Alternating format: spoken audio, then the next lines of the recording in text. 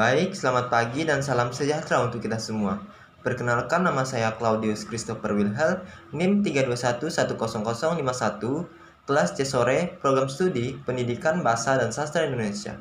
Pertama-tama yang saya hormati Ibu Mai Yuliastri Simarmata, Magister Pendidikan selaku dosen praktikum fonologi, dan Ibu Eti Ramaniar selaku dosen pengampu mata kuliah fonologi.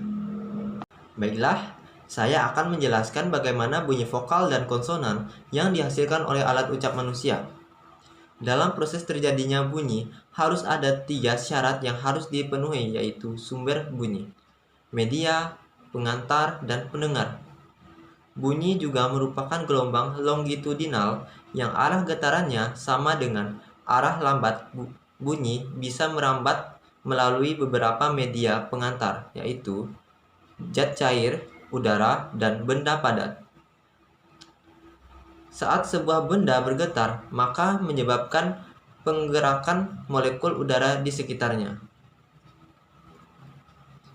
Molekul-molekul tersebut kemudian menabrak molekul yang ada di sekitarnya sehingga menyebabkan mereka bergetar juga.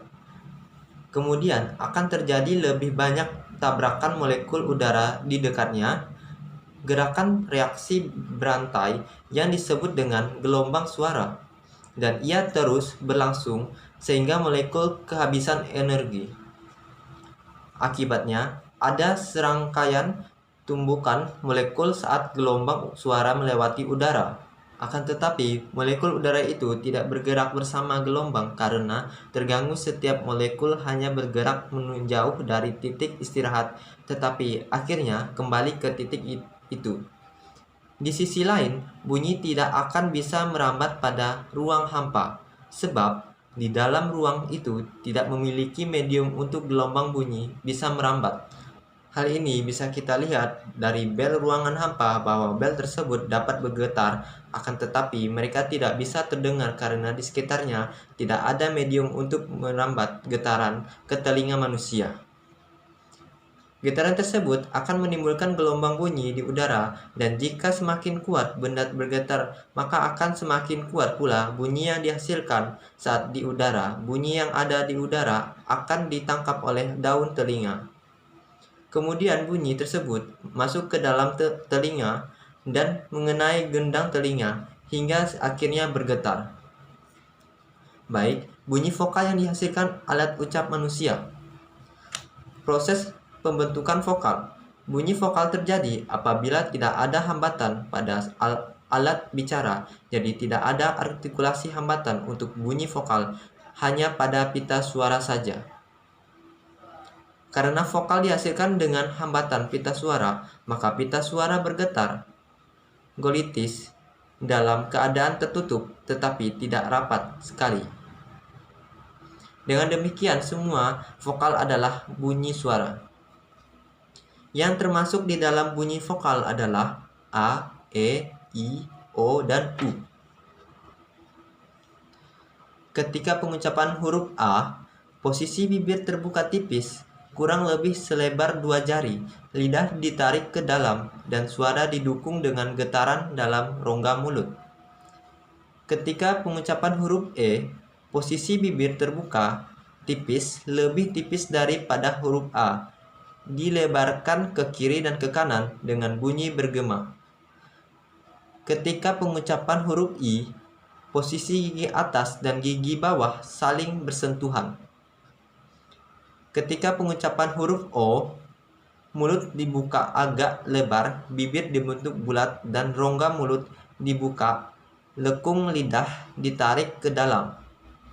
Ketika pengucapan huruf U, mulut dibuka lebih kecil dari pengucapan huruf O. Selanjutnya, bunyi konsonan yang dihasilkan alat ucap manusia. Bunyi konsonan terjadi apabila ada hambatan arus udara pada sebagian alat bicara. Jadi, ada artikulasi. Proses hambatan atau artikulasi ini dapat disertai dengan bergetarnya pita suara atau tanpa disertai bergetarnya pita suara. Artikulasi yang pertama membentuk bunyi konsonan bersuara, yang kedua membentuk konsonan tak bersuara. Bunyi konsonan secara praktis biasanya dibedakan menurut cara dihambat atau cara artikulasi.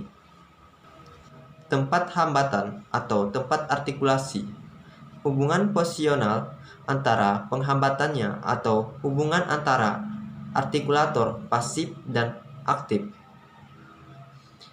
Dan bergetar tidaknya pita suara.